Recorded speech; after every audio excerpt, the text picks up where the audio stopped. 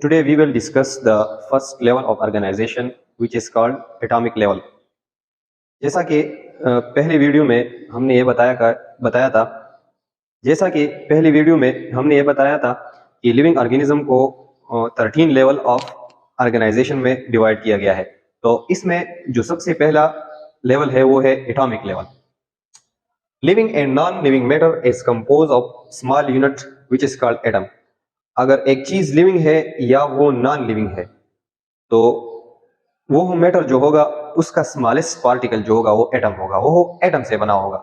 ये एटम ही कंबाइन होंगे और फिर एक ऑर्गेनिज्म या एक नॉन लिविंग मैटर बनेगा। इसकी कंपोजिशन से ही एक लिविंग या एक नॉन लिविंग मैटर जो है ये बनेगा। इसीलिए एटम को हम ये भी कह सकते हैं अल्टीमेट स्टेट ऑफ मैटर।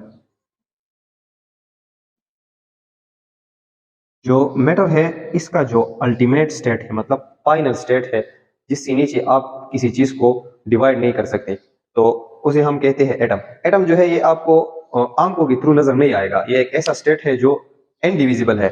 आप इसे देखेंगे तो आप एक माइक्रोस्कोप के थ्रू इसे देखेंगे। तो अब each atom further composed of सब एटॉमिक पार्टिकल। हर एक जो एटम है वो फर्दर डिवाइड हुआ है पार्टिकल में, और उस फर्दर डिवीजन को हम कहते हैं सब एटॉमिक पार्टिकल। तो हर एक एटम में जो है 3 सब एटॉमिक पार्टिकल जो है ये मौजूद होते हैं, इलेक्ट्रॉन, प्रोटॉन, न्यूट्रॉन। नेक्स्ट हम एटम, हमारे पास 2 टर्मिनोलॉजी आती है, एटम आता है या एलिमेंट। तो आप लोगों के जहन में ये कंफ्यूजन ना होना चाहिए, एटम और एलिमेंट जो है इसकी मीनिंग सेम है। आप इसे एटम भी कह सकते हैं और आप इसे एलिमेंट भी कह सकते हैं। There are 123 element in the world. अगर आप सारी दुनिया की एनालिसिस करें तो जितनी भी मैटर है उनकी कंपोजिशन जो हुई है 123 एलिमेंट्स ही हुए, इंक्लूडिंग लिविंग थिंग और नॉन लिविंग थिंग। सारों की जो कंपोजिशन है वो 123 एलिमेंट्स ही हुए। इन 123 एलिमेंट में ह्यूमन या लिविंग ऑर्गेनिज्म में जो एलिमेंट पाए जाते हैं वो है 16। Only 16 element found in living matter. Living matter जितना भी है इन 123 में सिर्फ उनमें 16 एलिमेंट पाए जाते हैं, विच इज कॉल्ड बायो एलिमेंट। इसीलिए इसको बायो एलिमेंट भी कहते हैं। बायो का तो मीनिंग है लाइफ, तो इसकी मानी ये हुई कि वो एलिमेंट जो लाइफ में मौजूद है, जो एक लिविंग ऑर्गेनिज्म में मौजूद है, तो वो हमारे पास सिर्फ और सिर्फ 16 एलिमेंट है। इन 16 एलिमेंट में सिर्फ 6 एलिमेंट जो है ये ऐसे है जिसने 99% प्रोटोप्लाज्म को बनाया है। हमारा प्रोटोप्लाज्म, साइटोप्लाज्म, सेल की साइटोप्लाज्म और उसकी न्यूक्लियस को हम कंबाइन फॉर्म में प्रोटोप्लाज्म कहते हैं। तो इसका मतलब ये हुआ कि सेल, हमारा सेल जो है ये 99% जो है ये इन 16 में 6 एलिमेंट से बना है। उसमें एक है ऑक्सीजन जो O से रिप्रेजेंट होता है, एक है कार्बन जो C से रिप्रेजेंट होता है, एक है हाइड्रोजन जो H से रिप्रेजेंट होता है, एक है नाइट्रोजन जो N से रिप्रेजेंट होता है, कैल्शियम जो Ca से रिप्रेजेंट होता है, फास्फोरस जो P से रिप्रेजेंट होता है। ये 6 एलिमेंट जो है इसने 99% सेल को बनाया है। Other 10 bio element make only 1% protoplasm.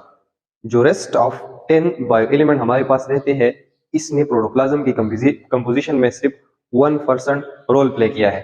तो उसमें हमारे पास जो है वो है पोटाशियम जिसको हम K से रिप्रेजेंट करते हैं, सल्फर जिसे हम S से रिप्रेजेंट करते हैं, क्लोरीन जिसे हम Cl से रिप्रेजेंट करते हैं, सोडियम जिसे हम Na से रिप्रेजेंट करते हैं, मैग्नीशियम जिसे हम Mg से रिप्रेजेंट करते हैं, आयरन जिसे हम Fe से रिप्रेजेंट करते हैं,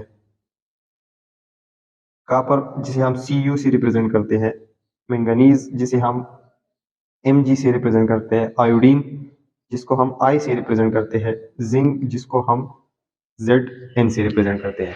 तो ये 10 बायो एलिमेंट जो है इसने 1% जो है प्रोटोप्लाज्म की कंपोजिशन की है। अब ये बात जरूरी है कि एटॉमिक लेवल पर इस दुनिया में कोई भी लिविंग ऑर्गेनिज्म एग्जिस्ट नहीं है। No organism exist. ऐसा कोई भी लिविंग ऑर्गेनिज्म नहीं है कि आप कहे कि ये सिर्फ और सिर्फ एक सिंगल एटम से बना है और ये एटम जो है ये आपस में कंबाइन नहीं हुए है। एक इंडिविजुअल एटम से कोई भी लिविंग ऑर्गेनिज्म मौजूद नहीं है। लिविंग ऑर्गेनिज्म को अब हम आहिस्ता आहिस्ता कम्प्लेक्सिटी की तरफ आएंगे। ये एटम हमारे पास कंबाइन होंगे, मॉलिक्यूल बनाएंगे, इसी तरह हम सेकंड लेवल पर आएंगे। इसी सेकंड लेवल से हम फिर थर्ड लेवल पर आएंगे, तो एक लेवल ऐसा आएगा जिस पर हमारे पास लाइफ एग्जिस्ट करेंगी और उससे एक लिविंग ऑर्गेनिज्म जो है ये हमारे पास बनेगा। तो नेक्स्ट वीडियो में हम पढ़ेंगे second level of biological organization which is called molecular level.